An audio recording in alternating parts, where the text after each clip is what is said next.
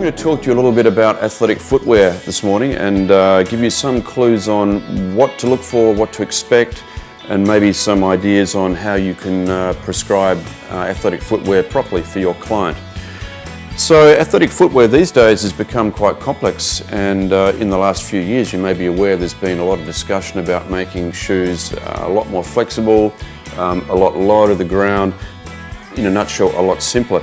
And I think that's probably a very good trend because historically the products have become quite complicated. This is a really good example though of a technical running shoe. So what you're seeing in this sort of product is a shoe that's been built desiring a combination of both stability and also cushioning. So you can see that there is quite a large amount of cushioning under the heel. A lot of different shoe companies have different proprietary product to help with cushioning. It's important, especially if you're a heel striker. There is a lot of discussion on that, but 90% of all people still strike with their heel, so I think it's still an important component of the shoe.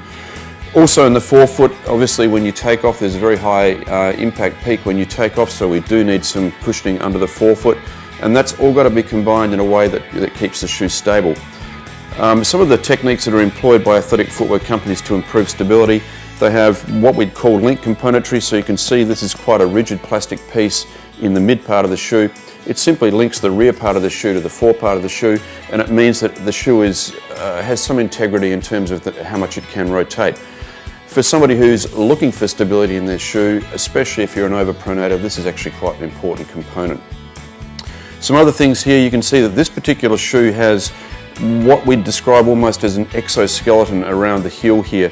So traditionally we have what's called a heel counter. It's a solid piece of polyurethane that cups the heel.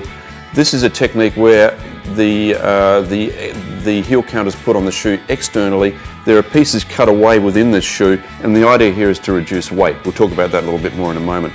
This is a very good system, I like it. It still maintains nice integrity of the shoe. It means the shoe it flows nicely together, it holds the upper together quite nicely. I think this is a very nice system. Some other techniques that might be used to try to make the shoe a little bit more stable are to use different density midsoles. So this particular shoe has a more dense material on the medial side or the inside of the shoe than it does on the lateral side of the shoe. That can be quite important because it helps to slow down pronation as you strike the ground. However, there is a trade-off, and the trade-off is that it makes the shoe heavy. Now, if I were asked what are the three most important things about running footwear, I'd say it's lightweight, lightweight, and lightweight. So weight is incredibly important. We strive to choose the lightest possible shoe we can for the runner, and that's a real take-home message for you. So just try to make sure that you look for the features you want for your particular athlete, but try to put it in the lightest weight product you possibly can. In terms of testing for a shoe, I see a lot of people doing different things. They look at flexibility of the forefoot, so they're looking to see where the shoe bends. Now there's really only one place where the shoe should bend, and that's where your foot bends, which is at the level of the big toe joint. So when you test the shoe, a hand on the rear foot, a hand on the forefoot, bend the shoe, and it should only bend through this area. I see a lot of people getting a shoe, and they get the shoe and they bend it right through the middle. Your foot doesn't do that, so if you do that to the shoe, I can promise you that you've broken the shoe and it will never be the same, so please don't do that. Also, you can look for integrity of the heel counter. I think that we're going to see some very new designs in product in the future, and in fact the heel counter may even go away. I know that's a bit argumentative, but I personally am not that convinced that it's a very necessary feature in a shoe. I want to talk briefly about shoe wear. There's a lot of discussion about shoe wear, and you see wear patterns on the outside of the shoe. Is it very important? How much can you tell? My message would be you've got to be cautious about this. A lot of people look at shoes that have skived off the lateral side and they say, well, obviously that means you're striking a particular way. It doesn't necessarily mean that, so you've got to be very, very cautious. Obviously, if a shoe is distorted, in other words, if the shoe is rolling in or rolling out after several months' wear, well then there's an issue with the way that athlete's running, and that needs to be analysed from a biomechanical perspective. One of the little tricks that can tell you something is if you have one shoe that's doing something or has a particular wear pattern and the other shoe has a different wear pattern, I'd be thinking about a limb length difference for that athlete. So it's quite likely where you see a very big difference from one shoe to the other that you might be dealing with somebody who has one limb that's shorter than the other, or longer, depending on which way you look at it. Okay, What does the future hold for us? There's been a lot of discussion about minimalism. There's been a lot of discussion about drop.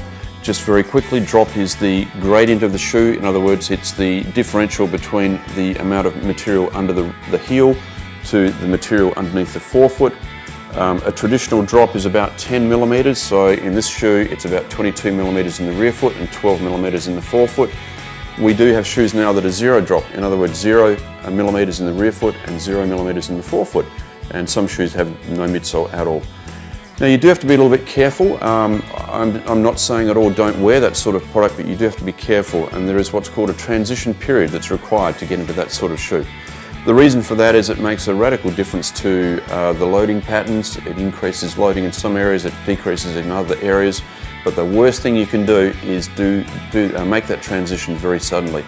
The recommendation is probably 12 weeks plus to make the transition between what we'd call a traditional shoe like this to something with zero drop. Be very, very cautious. There's also some discussion about barefoot running. I think barefoot running as the mainstream, in other words, the only way you run, I really don't think that has a lot of evidence behind it. Barefoot running as a part of a balance training program, I think is really quite sensible. You can do it as a mix-up tool, you can do some drills on a safe surface like grass, and I think that can benefit every runner in terms of getting them to understand their gait patterns a bit better. So I think there's some of the new trends that we're looking at. At the end of the day, the take-home message here is, I think it's very important to mix up your training. So make sure that you don't wear the same shoe all the time. Make sure you don't run on the same surface all the time. Make sure you don't run on the same terrain all the time. So try to get on some trail, try to get on some dirt. Don't just do the same circuit that you do every day on the road. That's destined for a failure and potentially an injury. There's no right or wrong answer for every athlete. It's an individual choice, so at the end of the day, get good advice. Make sure that you see somebody who is very well versed in the area of biomechanics and sports medicine. Get that advice, get online.